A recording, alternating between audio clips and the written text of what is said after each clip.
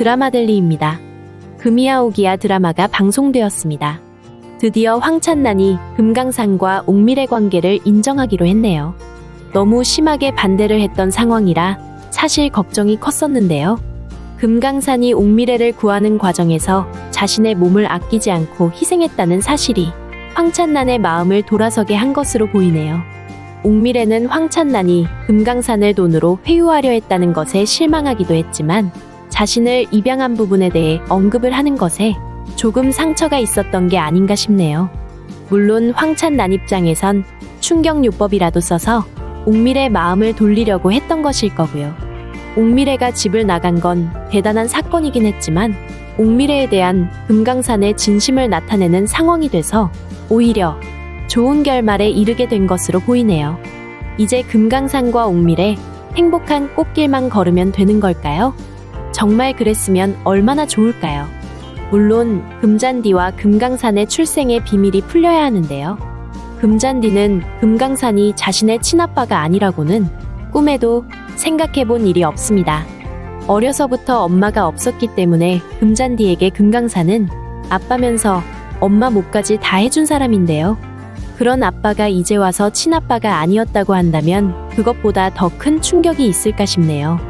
그래서 자신의 출생의 비밀을 알게 된 금잔디가 금강산과 옥밀의 결혼에 가장 큰 걸림돌이 되지 않을까 걱정을 했었는데요.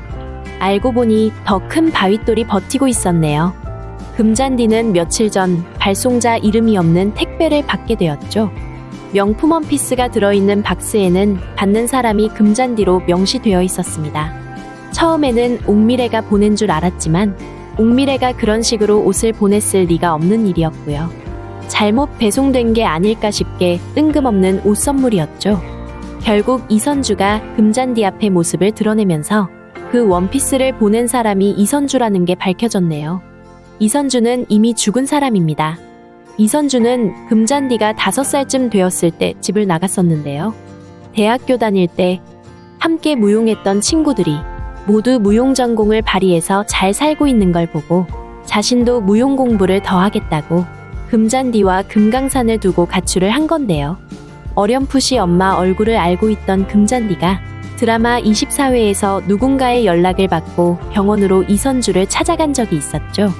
금잔디는 반가움에 이선주를 부둥켜 안았습니다. 하지만 이선주는 화상을 입은 얼굴로 자신의 사랑하는 딸이라면서 민지라는 이름을 부르고 있었네요.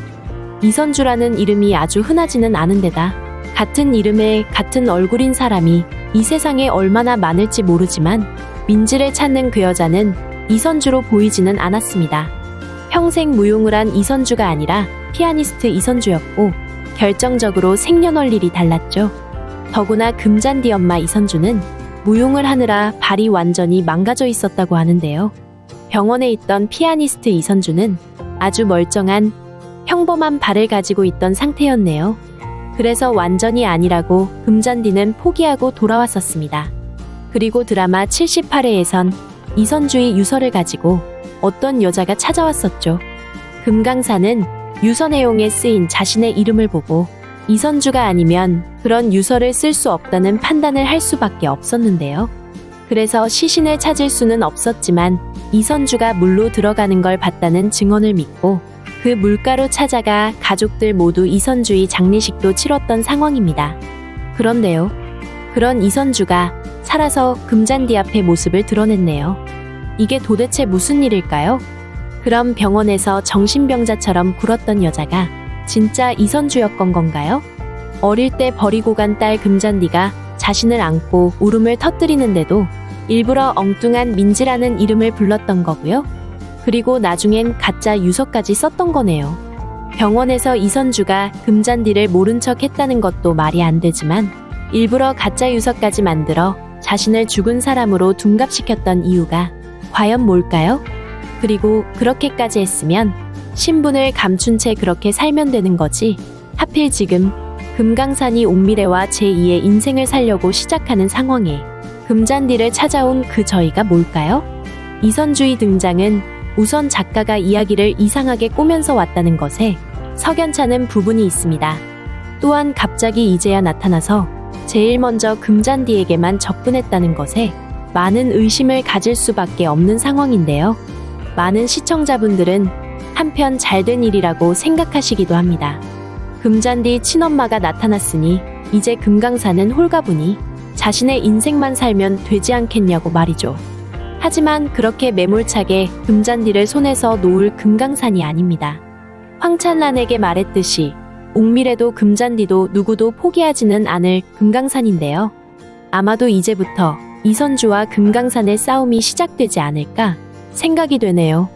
옥미래와 결혼한다면 이선주는 자신이 금잔디를 데려가겠다고 나올 텐데요.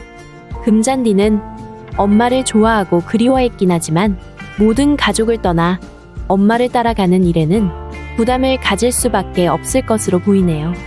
금강산이 결혼하지 않고 예전처럼 그냥 살면 좋겠다면서 결혼을 가로막을 사람은 금잔디가 될 수도 있는데요. 이선주의 등장으로 금강산과 옥미래의 결혼은 바람 앞에 촛불처럼 흔들리는 상황을 맞게 되었습니다. 하지만 우리의 금강산, 이름이 왜 금강산일까요? 거센 비바람, 거센 파도에도 꿈쩍도 하지 않고 자신의 신념을 지키기 때문에 금강산인 건데요.